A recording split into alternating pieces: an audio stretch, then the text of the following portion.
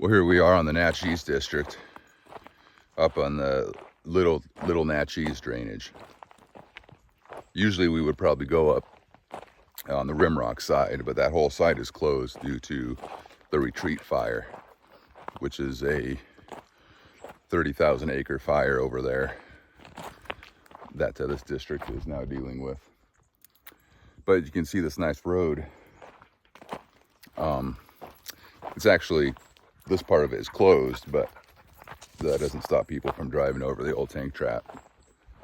And there's a million such roads like this on this district. Largely graveled back in the heyday of logging, I guess. Needs thinned again. You can see this thick region here.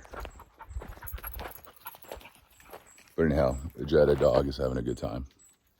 I'm about ready to turn around, Ben. Okay.